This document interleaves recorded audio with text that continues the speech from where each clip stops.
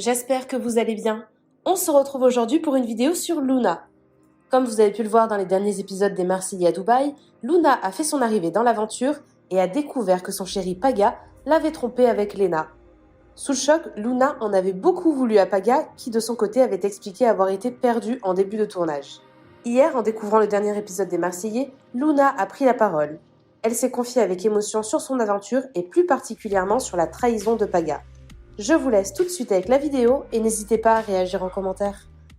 Oh là là, son cadeau, j'avais tellement pas envie de lui donner. Et tellement pas. Et en fait, ma femme m'a dit donne-lui quand même et tout. Donc bon, voilà, je lui ai donné, mais j'avais pas envie. Si ça t'intéresse pas de l'avoir à contre-cœur, mais... En fait, depuis que je suis arrivée dans cette vie-là, tout le monde essaye de me parler. Et je vous dis la vérité, j'avais tellement pas envie d'être sociable. Et je souris et j'essaye de rigoler avec les gens, mais j'avais pas du tout envie de rire avec les gens.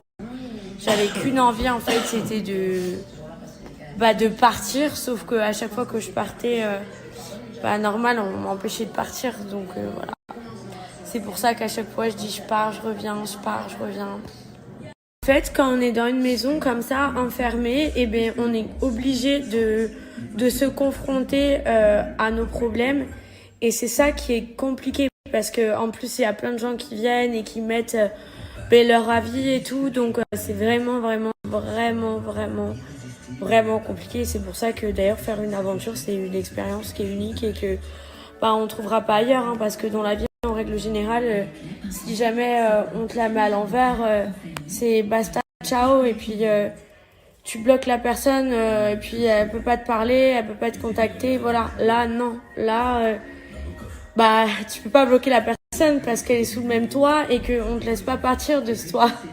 Alors le mec me fait trop rire, c'est plus possible pour lui de courir après moi comme ça. Alors redescends, ça fait combien de temps déjà que je suis revenue? Et le mec il est complètement malade. Quand même Paga, franchement. Le mec, il en peut déjà plus de me courir après alors que ça fait tellement peu de temps que je suis arrivée. Je trouve ça juste... Quand tu vois le truc d'un point de vue externe, tu te dis mais c'est juste incroyable. C'est comme l'autre, il se sépare de Océane, ils sont déjà en train de voir pour qu'il y ait un autre couple. C'est n'importe quoi. Bon, comme apparemment, même au niveau des couples, ils passent tous du coq à l'âne dans cette maison, ça m'étonne pas que l'autre, au bout de je sais pas combien de temps, il est déjà fatigué de courir en fait. Pardonne, mais je t'attendrai, le temps ne me fait pas peur. Je t'aime, la future femme de mes enfants, signé ton Paga. C'est passé tellement de choses depuis. J'aimerais tellement pouvoir vous raconter. C'est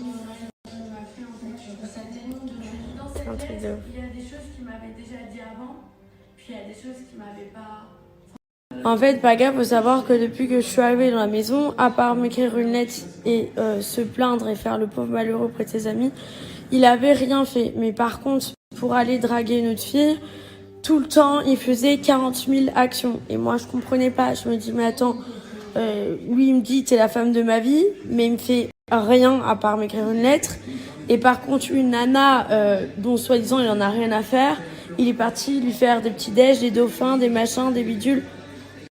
Voilà, c'est Paga et son illogisme.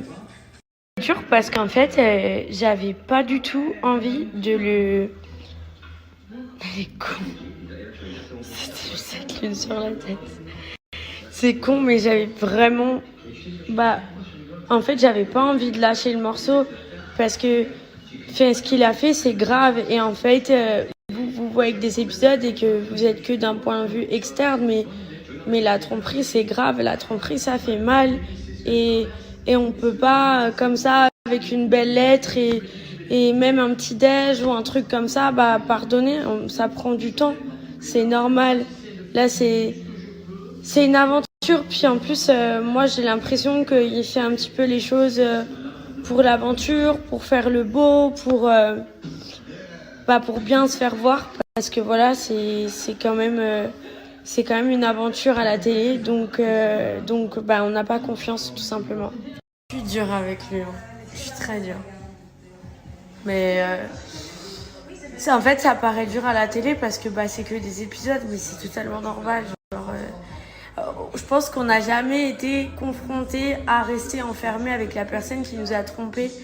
Et c'est pour ça qu'on n'est jamais aussi dur avec quelqu'un quand il nous a trompés. Mais quand on est tout le temps avec la personne, et du coup, on est hyper dur parce qu'on a hyper mal et que là, j'avais pas le choix que d'exprimer ma souffrance avec lui et de faire avec lui. Je sais qu'il y a pas mal de personnes qui auraient voulu me voir avoir une réaction de femme forte et qui claque la porte et puis qui se casse. Voilà, il m'a trompée, je me casse. Mais l'amour, ça a fait faire des choses qu'on n'aurait jamais pensé faire, des choses que j'aurais jamais conseillé à mes propres copines. Parce que voilà, on aime et on veut pas partir, on veut pas s'éloigner de la personne physiquement, parce que s'éloigner de la personne physiquement, c'est admettre que ça y est, c'est fini, que la relation est terminée, et j'arrivais pas parce qu'il y avait de l'amour, et quand il y a de l'amour, on peut pas s'en empêcher. Et moi, j'avais jamais vécu une tromperie avant. Jamais, et encore moins comme ça, et encore moins dans des conditions comme ça, à avoir la personne avec moi si proche tout le temps. C'était extrêmement dur parce que je l'aimais et je le voyais vraiment, je le voyais blessé, et j'étais tellement énervée contre lui, et en même temps je l'aime, donc de le voir malheureux comme ça et regretter, ça me faisait mal, mais en même temps, je me disais, mais comment tu peux être aussi bête? Comment tu peux être aussi bête, déjà toi, pour te mettre dans des situations aussi débiles qui vont te faire souffrir autant que il était en train de souffrir à ce moment-là. Et voilà. En tout cas, je sais pas si à ce moment-là, j'ai pris les bonnes décisions, mais j'ai écouté mon cœur. C'était vraiment pas facile avec les circonstances dans lesquelles j'étais, c'est-à-dire être enfermée dans la maison avec lui. Ça m'a fait être très dure, très méchante. Après, on voit pas tout. Ce qu'il y a aussi, on dort, les caméras sont pas avec nous H24. Mais j'étais dure parce que j'avais très très très très mal. Parce que Paga et moi, c'était pas juste une histoire comme ça, même avant. Je connaissais toute sa famille. Il avait pris le soin de me dire que j'étais déjà la femme de sa vie et tout. Moi, ça faisait 6 mois avant de le rencontrer que j'étais célibataire, à part John, que j'avais embrassé, smacké 2 fois dans une aventure. On s'était quitté juste après l'aventure. Ça faisait 6 mois que j'étais célibataire, que j'avais pas roulé un patin ou couché avec qui que ce soit, parce que j'avais eu un événement hyper traumatique dans ma vie, que j'avais dit à Paga, et je lui avais dit justement que la prochaine fois que je donnerai mon cœur ou que je donnerai mon corps à quelqu'un, ça sera parce que je sentirais que c'est l'homme de ma vie, et que c'est pour ça que... Mais voilà, avant qu'on se rapproche, je lui ai dit mes peurs, et je lui ai dit ce qui s'était passé, et c'était une double trahison. C'est pour ça que ça a été extrêmement dur pour moi et que ça m'a fait beaucoup de mal, parce que pendant 6 mois, ça a été genre le néant total dans ma vie à cause de ce qui m'est arrivé, et que Paga, il le savait, et que il m'a vraiment, vraiment extrêmement déçue.